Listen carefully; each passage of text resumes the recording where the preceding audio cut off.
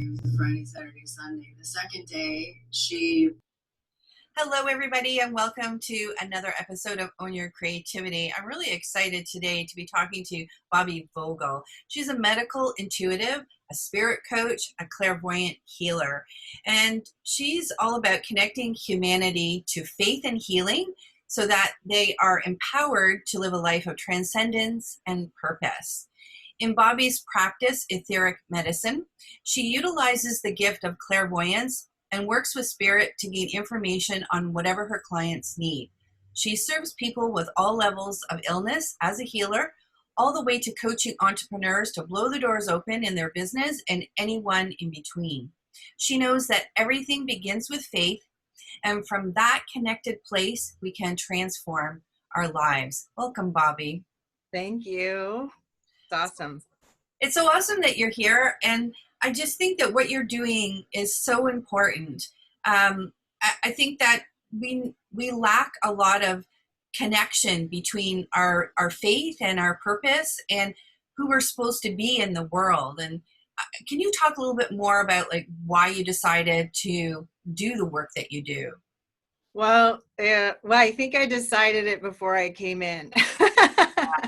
I mean, I didn't think that. That's what I do know. And I know that that's what we all do. I know I've done probably 800 sessions, and I'm very clear from spirit and God, who's non-denominational. And people have a hard time with that, but it's just the truth.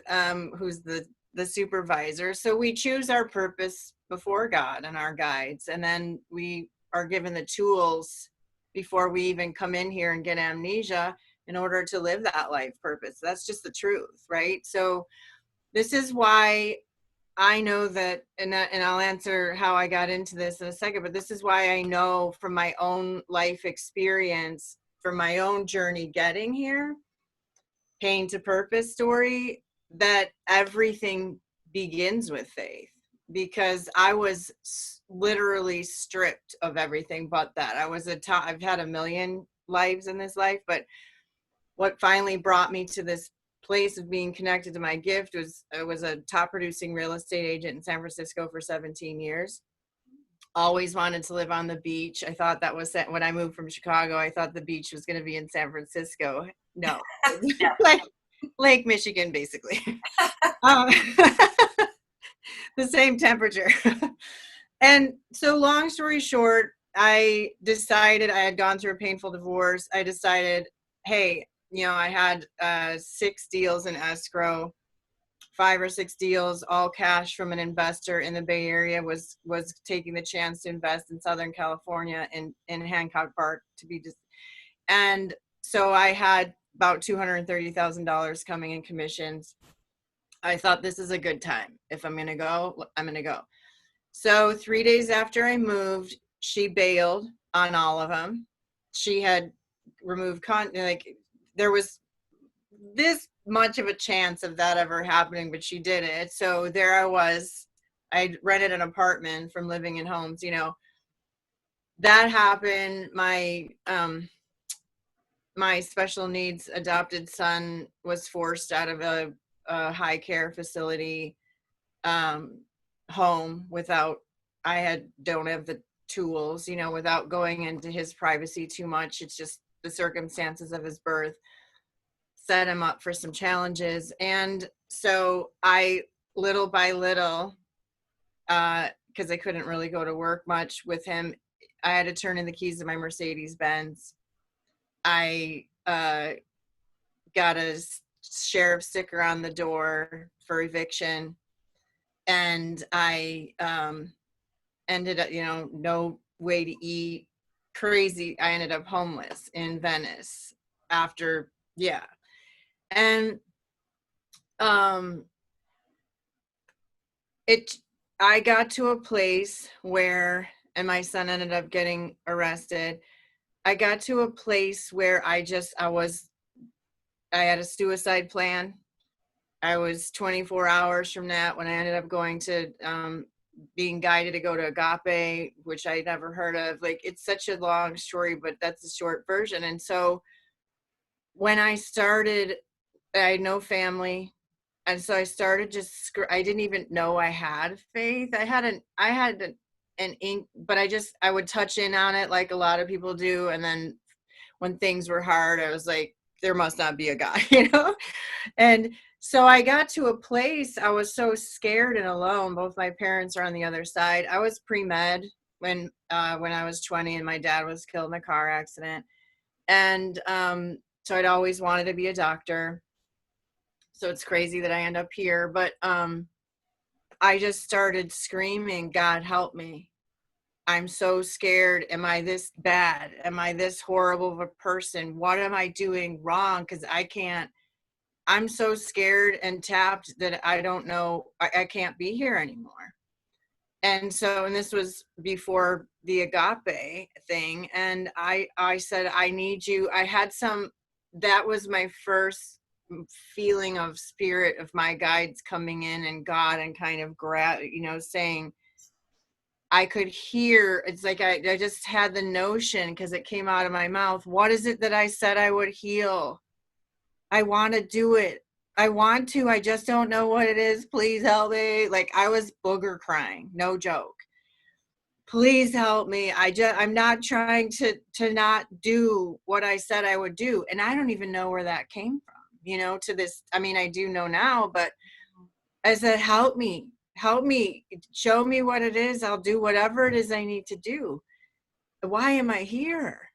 And then I said, look, you guys got to give me some kind of sign that I'm supposed to stay on this planet because I'm ready to hit the reset. And within 24 hours, somebody from Chicago that I had known years ago hit me up and was like, hey, I heard you're in Venice. Can I take you to lunch? Of course, a meal sounded amazing. Because I literally had people like leaving food on my doorstep until I finally got evicted, like their Jenny Craig meals, like you name it. It was crazy. And she said, hey, have you heard of agape? And I didn't tell her anything about where I was at, how I was feeling, because I was in this place of relief, actually. And that scared me because as a medic, I knew, hey, when people are ready to do it, they just do it. And that's it. And that's where I knew I was. And as I didn't see options, which, and I said, no, I don't know. I've never heard of it. I thought it was a restaurant, like a Mexican restaurant. She's like, no, it's some non-denominational church around here. Michael Beckwith, he was on The Secret. I was like, never heard of it, Well, the next morning, Sunday morning, I Googled it, I saw it, long story short, I ran to the thing. I got my son in the car and I heard with probably 2,000 people in the room, I knew that Michael was like channeling God for me because he spoke about, and I couldn't believe it, but I understand it now completely. But it was my circumstance, my thoughts, my plan, which was 24 hours away to leave. My things my parents brought in that nobody else would. It was crazy in a room of 2,000 people. And I was sobbing with my hands in my face and my hands. My shirt was soaking wet because I knew, okay, I should stay here. And I literally, it was like this feeling of being picked up. She's had enough. And even though after that day, I ended up getting evicted and seemingly things got worse, but for me, I felt held, guided, loved, and I just started taking one step at a time. So and my whole life changed. And here I am, standing in life purpose. I would have never in a million years thought this, but I just keep every day stepping forward, and I say every single day yes to it. Yes, literally every day I stand at my altar and I say yes, whatever it is I said I would do and whatever it is you need me to do, I'm here for it. Show me. And that's it.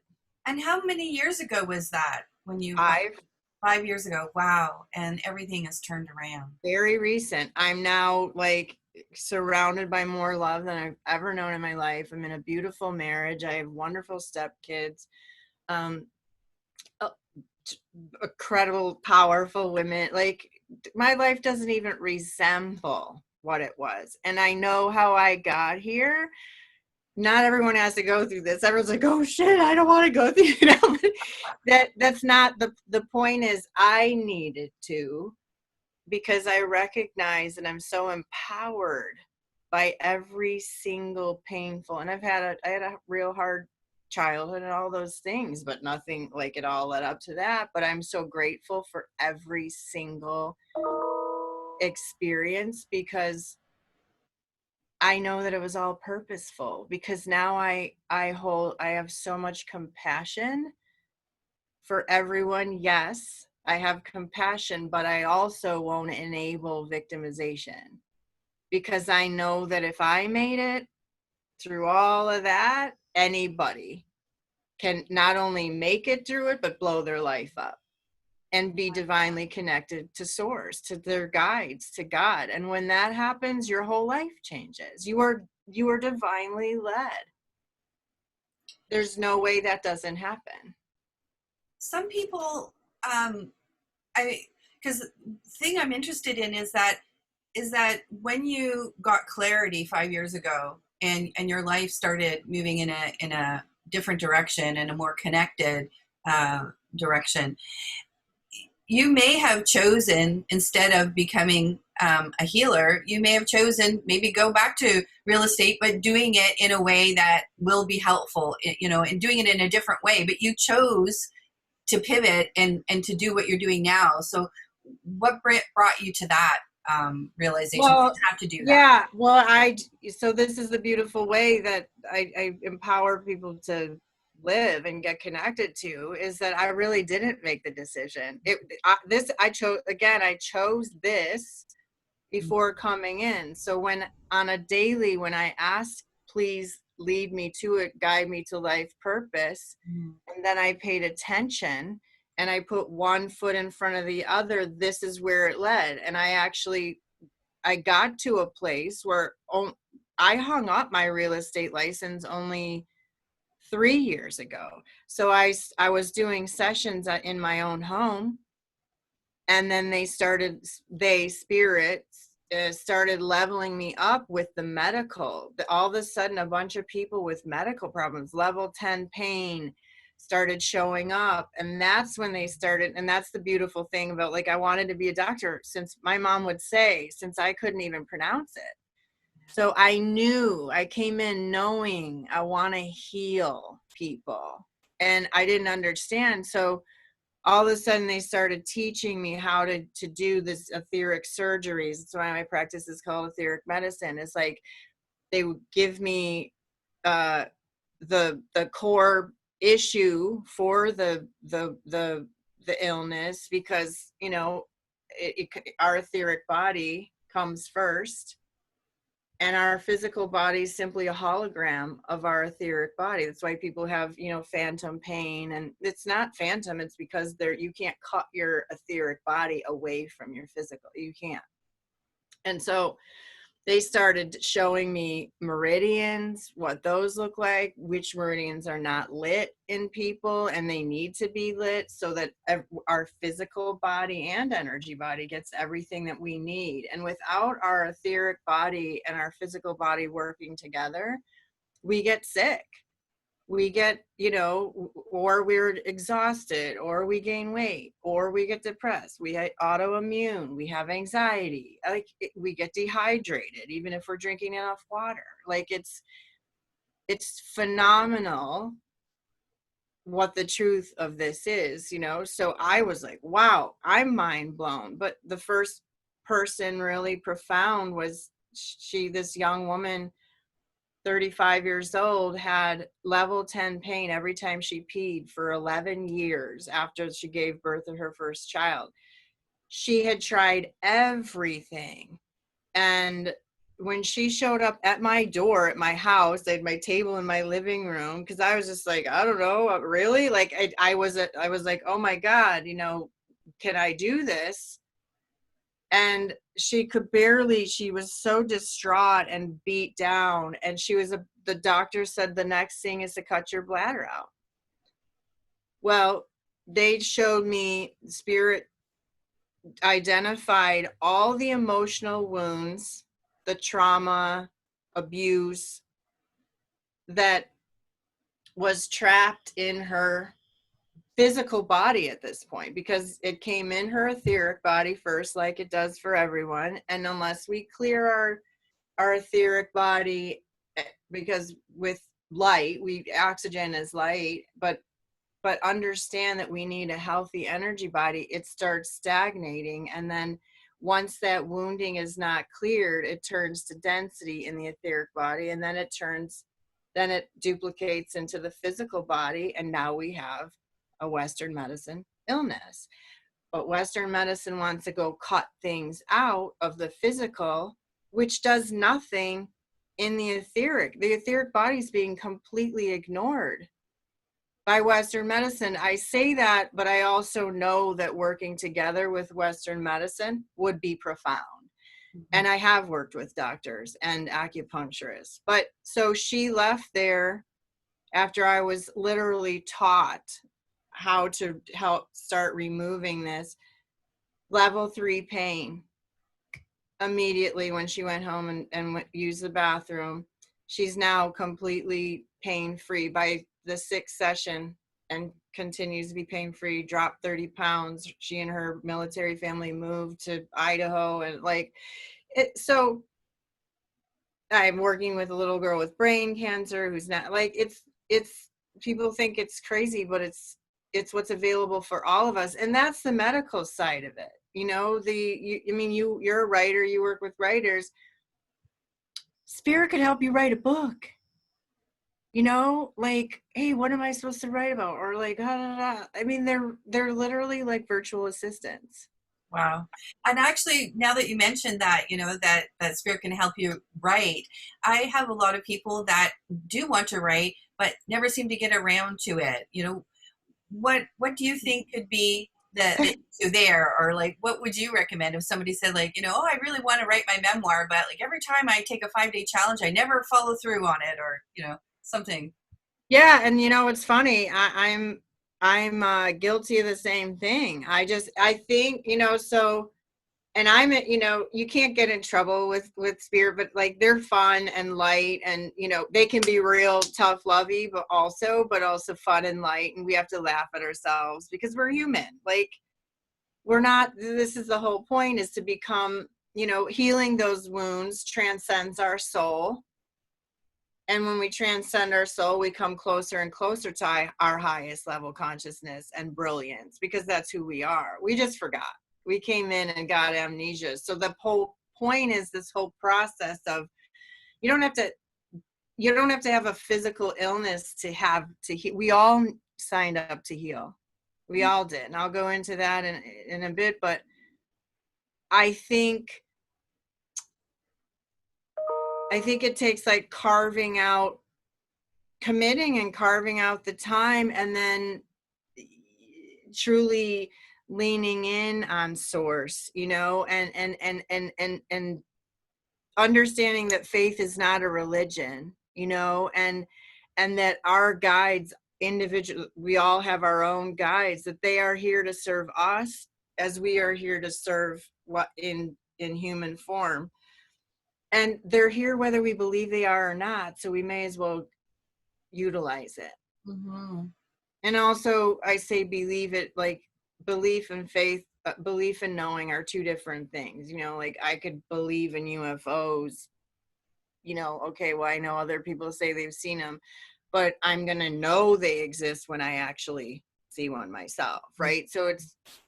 So my work is, the first piece of it is like getting people to know their guides and God, and then lean in on it, because it is so profound, the mountains that they can move on our behalf and guide us through everything. Go ahead. I love the way you say to lean into them, be as a support. And I think that when we are able to do that, we realize that whatever we're here to do is important, and we have now the support to bring that out. You know, I think a lot of times people will experience writer's block because they don't have the faith that what they have to say is important and is actually what they're here to do. You know, so I think when we realize that we have support and that we have our cheerleaders out there that, you know, can help us along the way, I think things can start changing then. And, you know, you also say that illnesses are meant to heal us. Mm-hmm. How does that work? Well, so this is what I was going to talk about. This is what I know is before we come in and take a body and we're with God and our guides and, you know, angels and everything, we can, it's a spiritual law. I've learned that we cannot come and take a body unless we agree to choose and then heal wounds, because they're tools for our transcendence. That's why. And serve a life purpose. And so, you know, like I use my life, my wound choices as an example. Like one of my wounds, one of my many, right? I filled my basket. So it's fun they said, Spirit said, think of it as like taking a mason jar and putting it in your basket. So I chose abandonment, one of them, and I put it in my basket. And then for my transcendence when I come in. And so another soul who's not yet my birth mother, genderless, steps forward and says, in order to serve your soul's transcendence, I will come in and create the wound of abandonment on your behalf. And oh my God, I'm so grateful. What a sacrifice, right? Because that's going to create wounding, you know, for you and this and this. And so, but that's her choice to heal or not heal and transcend. And so my guys laughing, right, say, well, you know, you're all stoked right now, but you're not going to be stoked because when you go in, you are going to have amnesia. You're going to forget that you chose all this, and you're going to forget how power is. Like I knew and know, it's not new. I know at my highest level how powerful I am, and like what a badass I am, because I filled my basket.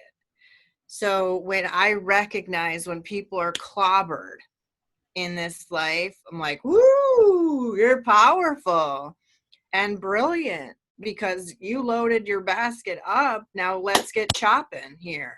Like I'm not going to allow you to sell me on your victimization, because I'm looking right at a really powerful soul, and I am not going to enable that. It's not my job is to empower you to understand who you are, why you're here, and grab your peeps and get rolling. This isn't serving you, because victimization's a low vibration and people fight for it. People fight to be victimized by and that's not uncompassionate statement. It's just the truth. It doesn't serve you. So they tell me this and I'm like, whatever, you know, like let's roll, because I'm excited. And then it's this beautiful, it's almost like this graduation process. Then you move and have this beautiful collaboration with God in this choice of life purpose. It's not just handed to you, like get in there and do this. It's collaboration, and then you're given all the tools by God to, like, for me, I had a medicine bag handed to me. Like that's what I see, is this really worn, cool, dark black medicine bag. You're given everything you need. So everybody, it doesn't matter who you are, what you've done, what you haven't done, you got the tools that you need. It is undeniable. So when we start asking, help me, what is it? You know, and then the guides say, we'll be here with you through the whole thing. We'll start, you know, we're going to hold all your emotions, experiences, good, bad, traumas, all of it on your behalf, so that when it's time to start waking you up and you need one of your tools, until we can reach in there and grab it ourselves, they'll be like, here you go. But we're not paying attention. Right. scrambling, scratching, freaking out and trying to force a life purpose that isn't meant to be. Mm-hmm.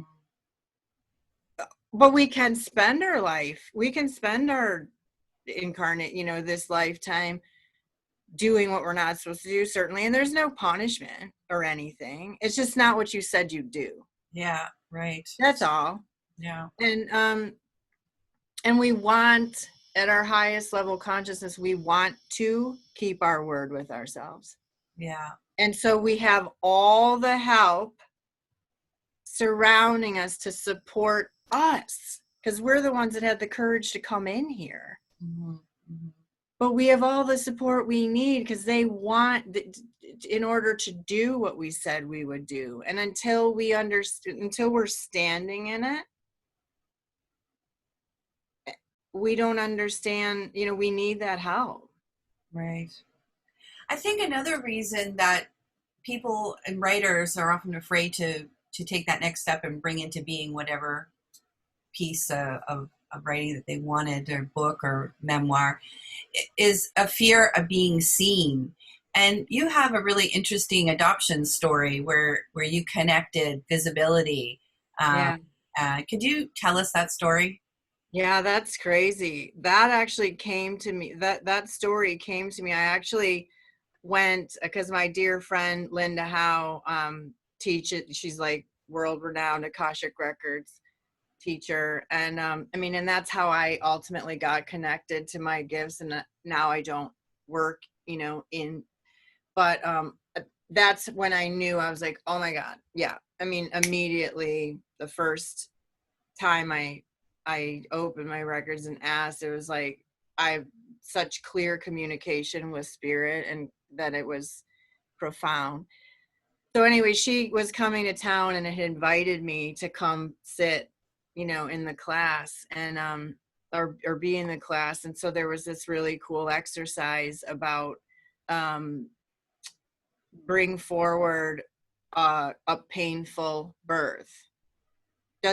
Not necessarily any life, has to be shown a painful birth. And I happen to know my birth mother, both my mom and dad are on the other side, but my birth mother's alive and well, maybe well, but I was like,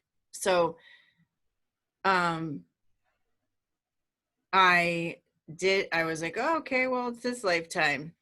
And I watched, so I could see the room, the delivery room, and I could see my birth mother, and I could see the doctor, I could see all these nurses, and nobody really seemed like excited, or like there was no fanfare going on, which I was like, wow, and this was at a time, mind you, when I was terrified to even make a video. So that's the point of this, is like, I was asking, why am I so scared to like go make a stinking video on Instagram? Everyone's like, dude, you need to do videos. And I'm like, I can't, I would do these other posts, but I was so scared. And I was like, what is wrong with me? And so I was asking my guides that, what? And as they were pushing me to do it. And so in this room, I was watching no fanfare. I watched myself be born. And literally the doctor just took me, handed me off to a nurse, and the nurse walked out of the room with me. And I was screaming like, hey, did anybody just see what happened? Did anyone just see me come in? Like, does it matter? Maybe I'm invisible. Like, maybe that didn't even, maybe they didn't see me. Like, I was in this state of, this little baby was in this state of confusion. And I was like, oh shit, I think I'm invisible. And so the next day I think it was morning, I went and I made a video. That video. Wow. And I told the story, that story in front. I put my camera up and I was just like, well, let's go. I gotta break through this. And then I posted it and I went to show Linda how, and the screen was just all gray. Oh my goodness. And I was like, and then I refreshed it a few times and it finally showed up. I was like, oh my God, you know, Oh no. yeah. So, obviously I don't feel that way anymore because I deserve to take up space, you know, and a lot of women with trauma, different levels, we don't understand. Well, number one, it creates anxiety because our soul wants to get out, and our soul is here for, you know, to, because we're so powerful. And we end up having, you know, throat problems, and we can't take up space. We're afraid to speak our truth, you know, which is one thing that's something that I've not had a problem with, but taking up space, you know, take up the space that we're meant to stand in and take up here. Mm-hmm. Wow, that's such a powerful story. I think I really appreciate you sharing those stories, because a lot of times we need guides here, you know, on this plane too, and examples of how it could be possible to get from where we are to where we want to be, or where we know we need to be. Yeah. And so I really appreciate you sharing your stories with us. Thanks for asking. Yeah, I'm happy. I'm an open book. So we're just about to wrap up. Is there anything else that you would like to share before we wrap up? Just that you know, my greatest hope for people, and you know, and obviously I'm in service to this, right, on any level, but my greatest hope, even if you're listening to this, is like to also have a Breathing in the Light video on YouTube. That's really powerful, and it's spirit taught, where I finally went and I'm like, okay, fine, I'll video myself doing it, you know, which was a funny little push from my peeps, I call them. I went and I do this whole Breathing in the Light. It's like 5 minutes. It's pulling light in our energy body, balancing masculine, feminine, releasing thoughts that don't belong to us, you know, clearing some, you know, helping clear our own density with the light, and then also at the end there's a prayer to begin. It's not even a prayer, it's a little conversation with your peeps, you know, to start, just get on the path, just the first stone of it.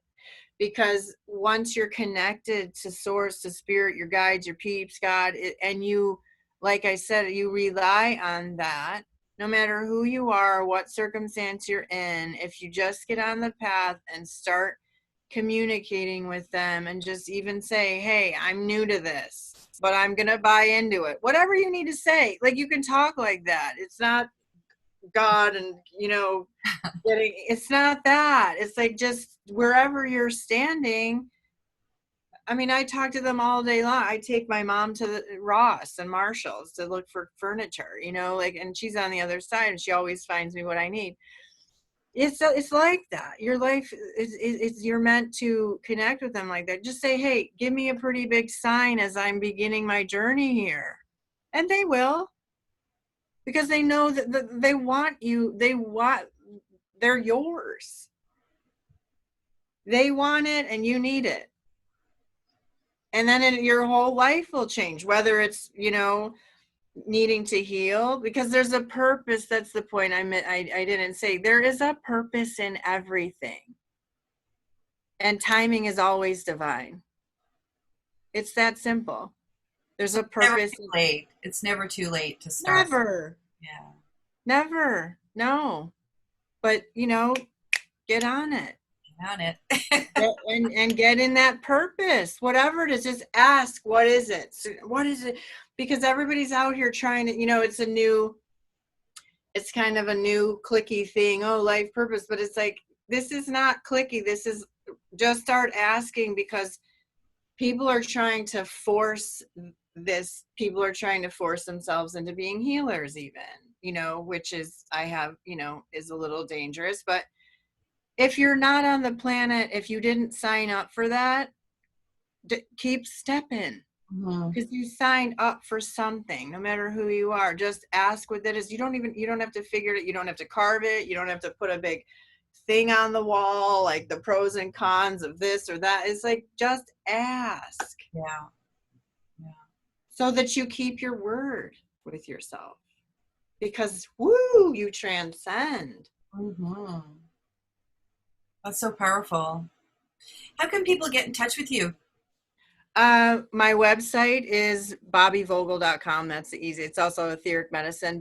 BOBBI, V as in Victor, O, G as in George, EL.com. And I actually have that Breathing the Light video on there, but it's also, I'd love if people would go to YouTube. So Bobbi Vogel, Etheric Medicine on YouTube. I have my adoption story on there and a bunch of other great testimonials. And I try to keep posting on there. So it'd be great if people would go follow, but find that Breathing the Light video. It's so, so, so helpful. And I'll post the link to that in the show notes. That would be really, really great. I'd appreciate it. Great. Well, thank you for taking the time to speak with me today. Thank you.